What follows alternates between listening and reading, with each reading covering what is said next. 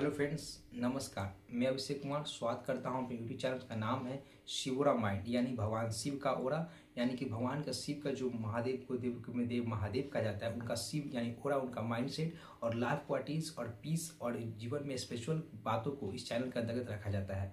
इसी point view से आज की इस वीडियो का टॉपिक है, बहुत ये कंट्रोवर्शियल टॉपिक है, जिसका नाम है आखिर ईश्वर है या नहीं है।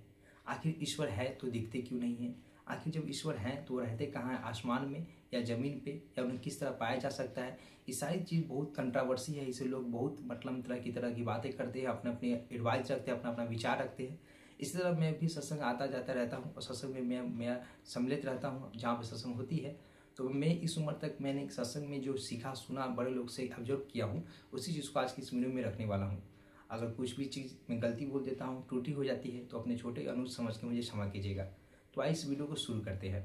सबसे पहले ये बता दें कि भगवान है या नहीं है। श्रद्धा भगवान के प्रति रखनी चाहिए नहीं रखनी चाहिए, सबकी अपनी अपनी राय है, क्योंकि इस संसार में जितने लोग हैं उतने तरह के विचार हो सकते हैं। आप पढ़े लिखे व्यक्ति हैं, इसी सब कनेक्ट कर पाएंगे। तो संसार में जितने सारे व्यक्ति हो सकते हैं उतने सारे उनका विचार हो सकते हैं। कोई व्यक्ति आस्तिक होते भगवान के प्रति विचार रखते हैं, कितने बड़े नास्तिक होते भगवान के प्रति विचार नहीं रखते हैं।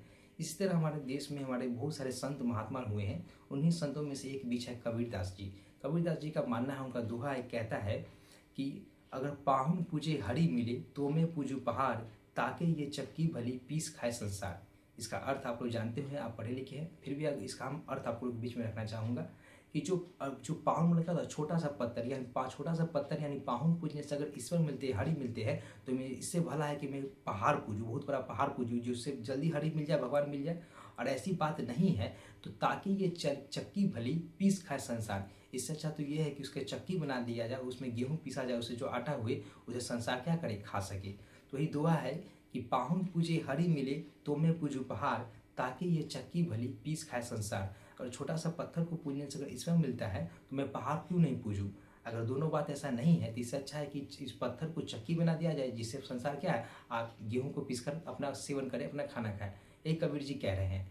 इसे फनी वे में, मजाक में नहीं लेते हैं, बहुत रियलिटी और बहुत डीप सेंस में कहा गया है। लोग इसे आप समझ सकते हैं, आप हमसे बड़े हैं और इसमें ज्ञान रखते हैं।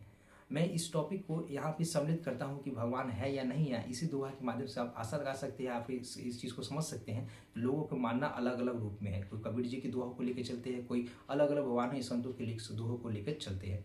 तो मैं आखिर बात ये करने वाला हूँ कि भगवान आखिर है या नहीं है। इस पर आप इस तरह सोच सकते हैं कि देखते हैं कि हवा है जिसके मन से ऑक्सीजन लेते हैं। आप साइंस के विद्यार्थी, आपका वीडियो पहुंची है, इससे आप कनेक्ट कर पाएंगे कि ऑक्सीजन है तभी तो व्यक्ति रिस्पायरेशन क्रिया, ब्रीथिंग, इनहेल और एक्सेल कर रहा है, सांस ले रहे हैं, सांस छोड़ रहे हैं, इनहेल कर रहे हैं, एक्सेल कर रहे हैं। डायफ्राम यहाँ होता है, जानते हैं आप लोग।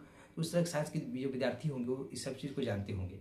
तो जब ऑक्सीजन है वो दिखता नहीं है, फिर वो लोग मानते हैं कि ऑक्सीजन है, उसकी पढ़ाई करते हैं, तो ये आस्था रखने में क्या ही त्रुटि है, क्या ही आपको चला जाता है कि ईश्वर भगवान है। तभी तो कुछ ना कुछ जीवन पे जो कुछ होता है उसका कर्मा, जो हम लोग कहते हैं कि कर्मा, हमेशा आदमी को यहीं पे उसका मतलब फल उसको भोग के जाना पड़ता है, कैसा कर्म किया उसके हिसाब से।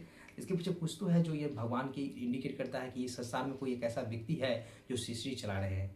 एक म्यूजिक की में सॉन्ग भी है ना, रचा है सृष्टि को जिस प्रभु ने, वही ये सृष्टि चला रहे हैं। भजन भी है कि जो भगवान जो ने सृष्टि को रचा है वही सृष्टि चला रहे हैं। तो मैं बात करने वाला इस टॉपिक पर कि आखिर भगवान है। हम एक तरह के मान लेते हैं कि भगवान है, आस्तिक लोग मान लिए कि भगवान है, तो भगवान कहाँ है, भगवान को कहाँ पाया जा सकता है? तो उसके लिए एक भी दोहा से मैं इस चीज़ को कल क्लियर करूँगा कि नह बठामी वैकुंठे, नह बसामी वैकुंठे, न योगी हृदय च, अहम यत्र बसामी तत्र मम भक्त तत्र गायंती।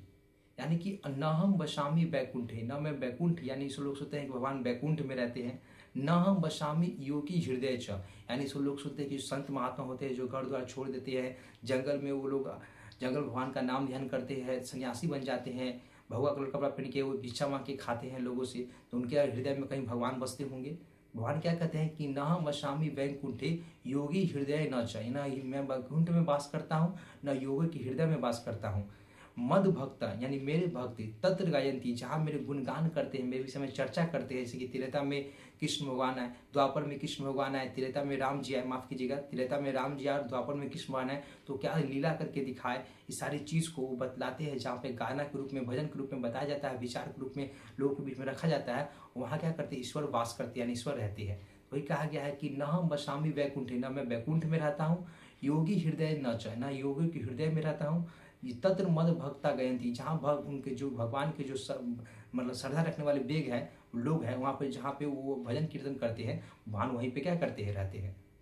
तो ये बात कही गई, इसलिए कही गई कि योगी जो लोग होते हैं, आप देखते होंगे किसी व्यक्ति की जब आपके घर में शादी होती है, चाहे कोई बेटी ऐसा गुजर जाते हैं, तो ब्राह्मण लोग को, सन्यासी लोग को भोजन के लिए बुलाया जाता है, तो छोटा सा चटनी के लिए या कोई सब्जी के लिए थोड़ा सा ऐसे कर लेते हैं जैसे कि एक जनरल व्यक्ति नहीं कर पाता है, उसका पैसा का डिमांड, ये सब समझते हैं ना कि इस तरह की जो सन्यासी हुआ है, इसी विषय पर कहा गया है कि योगी की हृदय के लिए, योग की हृदय में भी प्रभु क्या करते हैं, प्रभु वास नहीं करते हैं। तो उनको चटनी के लिए उनको मोह है, तो उनके हृदय में क्यों भगवान रहेंगे। कहा गया है ना,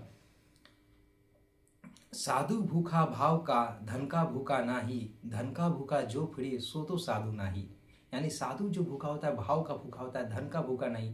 और धन के लिए जो गली गली गांव गांव जाके भिक्षा मांगते हैं, आप अपना डिमांड रखते हैं कि हमको यही चीज़ चाहिए, धन चाहिए, तो वो साधु तो नहीं है। कबीर जी ने जाने इसने तो बहुत सारे दोहा कहे हैं जो लोगों को दिल को छूता है। तो मैं टॉपिक को यहीं पे कवर करूँगा कि भगवान होते हैं, आपके श्रद्धा और विश्वास पर डिपेंड करता है कि आप भगवान को मानते हैं या नहीं मानते हैं। कहीं आप भगवान को ऐसा जगह ढूंढ रहे हैं जहाँ भगवान आपको मिलेंगे नहीं, तो ये आपकी जो प्लेस है ढूंढने के, वो गलत है। ये नहीं कि भगवान है ही नहीं, इस पर क्वेश्चन नहीं है, आपका क्वेश्चन है कि आप भगवान को ढूंढ कहाँ रहे हैं। आप भगवान को आसमान में ढूंढ रहे हैं, सन्यासी की हृदय में ढूंढ रहे हैं, जिनको एक चटनी के लिए मोह है। आप भगवान को बैकुंठ में जाके खोज रहे हैं, भगवान को लोग गाया में जाके खोजते हैं, तो ये सारी चीज़ गलत प्लेस है। भगवान वहीं पर मिलते हैं। भगवान ने स्वयं कहा है भागवत में कि मैं जहाँ वैकुंठ में ना मैं योगी की हृदय में मिलता हूँ, जहाँ मेरे भजन कीर्तन होते हैं, भगवान वहीं विराजमान करते हैं। जैसे मैं छोटा सा आपके बीच हूँ, भगवान के प्रति जितना मेरे पास नॉलेज है, चाहे कुछ भी मेरे पास एक्सपीरियंस है, जो मैं सत्संग जाकर बड़ों लोग से सुना हूँ और उसके विषय में बता रहा हूँ, तो यहीं पे जो तुमका चर्चा हो रहा है, आप लोग सुन रहे हो, वीडियो आपके पास पहुँची होगी, तो यही क्या, भगवान वहीं पे निवास करते हैं, जहाँ भगवान का क्या होता है, भजन कीर्तन उनके विषय में बताई जाती है। आशा है सारी वीडियो के कंक्लूजन मैंने बताया उसे आप पसंद किए होंगे, और अच्छा लगा हो तो ऐसे वीडियो पाने के लिए चैनल को सब्सक्राइब कर लीजिए। इसका नाम है शिवोरा माइंड। आप देख रहे थे शिवोरा माइंड। धन्यवाद। मैं अभिषेक कुमार।